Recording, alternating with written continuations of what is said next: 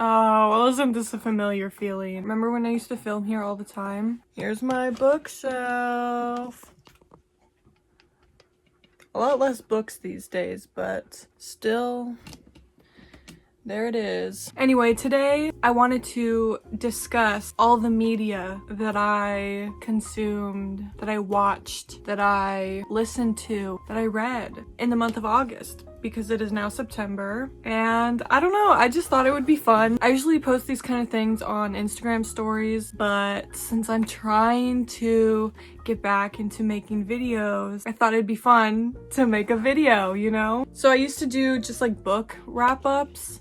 I thought it would be fun to include also music, movies, maybe a little game, some games every once in a while. Kind of depends. I feel like I go through phases where I'm into reading or really into movies or really into TV or whatever. Last month, it was mostly movies, I'm gonna be honest. But I did read some books and I did listen to a lot of music. I figured we'd start with books, so I have my handy dandy Fable pulled up. I've been using Fable to keep track of my books recently. I mean, I still use Goodreads too, and I also use Storygraph. But I've been liking Fable because you can do half stars. I don't know, I don't really write reviews or anything, but I just like it to keep track of, and they have cute statistics and stuff. But anyway, the first book that I read, it's actually one I talked about in my last vlog, and that is Mostly Dead Things by Kristen Arnett. Like I said, I just talked about this book, but I will say I'm very conflicted on how I feel about it. Still am. I don't know. I really liked the story and the drama. However, she does come from a family of taxidermists, and the book was really detailed and nasty. So it was really gross. I didn't love it. I gave it 3 stars in the end. After that, I read Dogs of Summer. This one was super short. I listened to all these books actually. But this one was really short. It's just like a very cute coming of age book about 2 girls. They live in the Canary Islands, I think. It was fine. It was good. It was good. It was okay. I didn't realize how young the characters were. They're like 10 years old, I think. But it did highlight a lot of struggles and feelings that one would feel as a girl growing up. I kind of wish it was longer, and I kind of wish the characters were older, but I didn't hate it. I gave that 3 stars. Okay, next I listened to Stop Me If You've Heard This One by the same author as Mostly Dead Things, because like I said, I liked her writing. I wanted to give another one of her books a chance, and this one is literally about a clown. She's a clown. She's a wannabe clown. I don't know, it was fun, but once again, not a ton of plot. It's mostly very character driven. It was entertaining, but there was something about it. I felt like there was something missing. I would have liked something. I don't know. I ended up also giving this one 3.5 stars. I enjoyed it, but I feel like I was expecting more, but I don't know what that more was. You know what I mean? And then I listened to Nevada, which was a very fun story. I really liked this one a lot. This, I think, was my favorite book that I read in August. I don't know, again, very character driven, no plot, all vibes kind of thing, but I really enjoyed it. I ended up giving this one 4 stars. It didn't really have an ending, but I didn't hate it. I didn't feel like anything was missing, but it did just kind of end. It didn't really bother me. And then finally, the last book that I listened to was a book called All Fours. Again, this was a strange book, and very much, again, character driven, not a ton of plot. There's a little bit of a plot. It's about this woman. It's like going on a road trip, and then she, instead of going on that road trip, she just like gets off the freeway and hides out in this little town near her for like 2 weeks. Yeah, it was weird. She meets some people, and as a reader, like, you don't really know much about her. I don't know. I didn't love it. I don't know. It was entertaining, but it was not a favorite. I ended up giving it 3 stars, which is still good, but not great. Okay, so that was all the books. Let's move on to the movies. Once again, I'm gonna go kind of quick and not really talk about the plot because we have a lot of movies to discuss today. So in August, I watched 27 movies, which might be a record. Starting off, the first movie I watched was Frances Ha, and I really liked this movie. How many times can I say this? It was very much no plot, just vibes, character focused, kind of a mess of a girl movie. and I loved it. It was very simple, but it was good. It was very relatable. And then I watched Jawbreaker, which I loved. Crazy movie. Very weird. It's about these teenage girls who accidentally kill one of their friends on her birthday. But it was fun. It was really fun. The clothes were so good. It was good. I liked it a lot. Then I watched this movie called Sissy, which I had never heard about, but I was watching some like movie recommendation video and someone talked about this and I was like, interesting, never heard of it. So I decided to watch it. It was crazy. The first half was kind of slow. This is exactly the kind of movie that I love. Like, it's so ridiculous, first of all. It's crazy, it's stupid, it's ridiculous. A completely insane main character. And honestly, I was rooting for her. I really was. Sorry. This one was surprisingly gross and gory, but I loved it. I loved it so much. And then after that, I watched Psycho Beach Party, which is this weird little movie from 2000. I saw this on a Letterboxd list. They like made a list of like summer horror movies. But this was fun. It was just like a silly, goofy time with some killing, you know. It was fun. Nothing too special. And then I rewatched But I'm a Cheerleader, one of my favorite movies of all time. I think it's still on YouTube if you want to watch it. And then I watched Aquamarine, which is a movie I had not seen in a very long time. Like, this was also on YouTube, and I think that's why I saw it, because I had just watched a movie on YouTube, and so it recommended me more movies on YouTube. This was a fun rewatch. Very cheesy, fun, girly summer time. I don't know, it was perfect. That same day I decided to do like a mermaid double feature, because after that I watched The Lure, which is a strange little movie. Pair of mermaid sisters who starts working at this nightclub performing as mermaids. Weird little Polish film. It was fun but strange. I don't know what I was expecting. I thought it was like more of a horror movie, but it wasn't really. It was definitely creepy. After that, I watched Desert Hearts. This movie was on my radar for a while, and it did not disappoint. And I don't watch a ton of old movies, so that was fun. So in August, I saw 2 movies in theaters, and one of them was Weapons. I had seen so much about this movie. So much. So many good things, but knew nothing really going in. That's really the way I like to go into movies, especially if they're any kind of like horror, thriller type of movies. I don't want to know anything. And so I booked my ticket, I went and saw it, and I thought it was so good. It was fun. I loved the way it was told. I'm not gonna spoil anything, but if you've seen it, then you know it's like the same event from different perspectives, and I love that so much. I love the way it was filmed. Definitely recommend. And after that, I rewatched Bodies. This is another one of my favorites. Again, stupid, ridiculous, but to me, it's great. I love it so much. Rachel Sennett is in it. I love her in that movie. I love her in any movie, honestly. And then I watched Together, a very new release. Again, going into this, I didn't really know much. I knew it was kind of like body horror-y. I mean, you can tell from the poster, they're like fusing together. And I remember seeing a preview of this, or like a trailer. So I was intrigued, and it was good.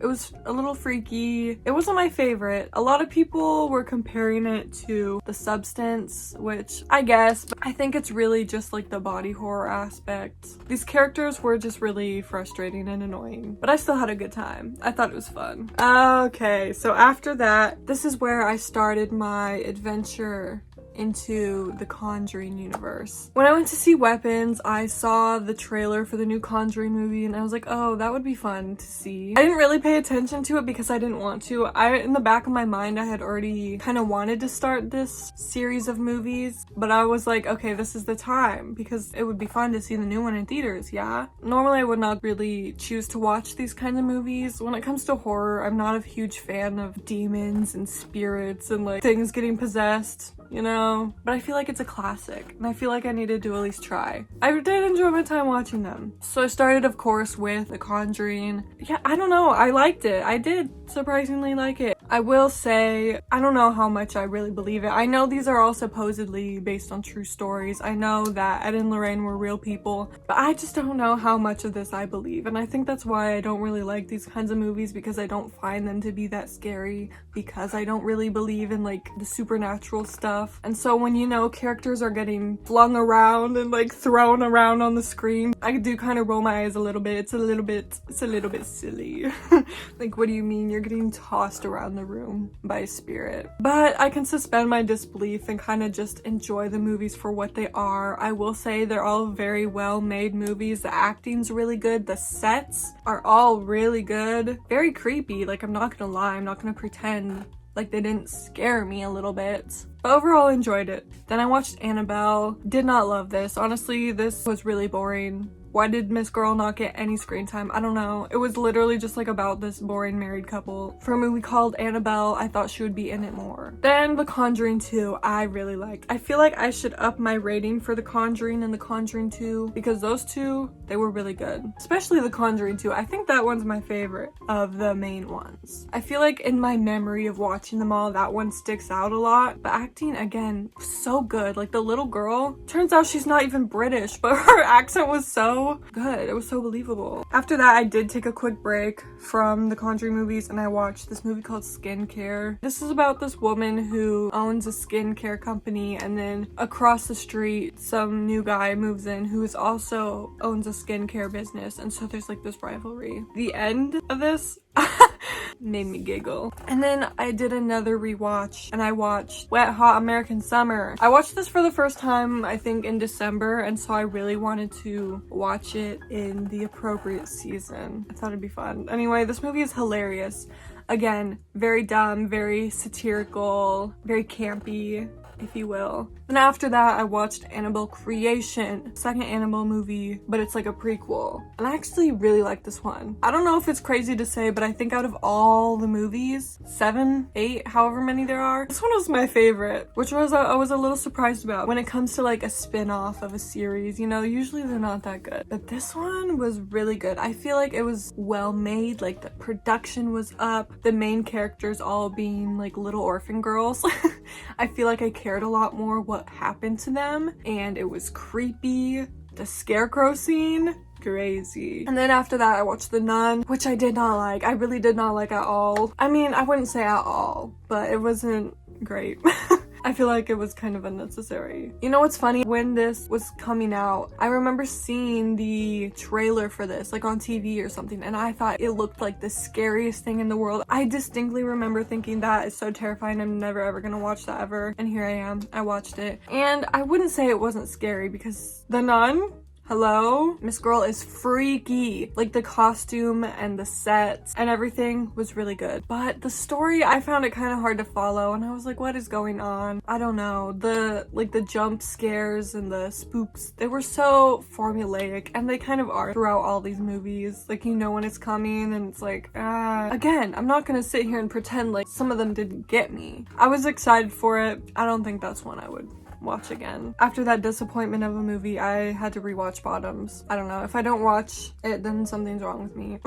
And then I watched a movie called Saving Face, which is like a kind of like a rom-com, I would say, which I really normally do not like rom-coms, but this was so good. It kind of reminded me of Lady Bird in a way, where it was like a mother-daughter relationship, but each one of them, they also have their own separate relationship, and they're like both keeping them a secret from each other. It was really cute. It was fun. It was a bit cheesy, but it's like a new favorite movie of mine. 5 stars from me. Okay, and then after that, I was like, okay, let's continue on with more Annabelle. This was the last Annabelle movie. Annabelle Comes Home, the last Annabelle movie. This one, not great, but you know what? It was entertaining. I will give it that. It was entertaining. I think having the main characters be teenage girls, it was fun. Like, yeah, it was not great, but it was fun, and I liked that it took place in the Warrens' house. The other movie I saw in theaters this month was Honey Don't. Now, this is a movie that I had been anticipating for a long time because it stars Margaret Qualley and Aubrey Plaza. I love Margaret Qualley. Ever since I saw her in The Substance, I think she's so good.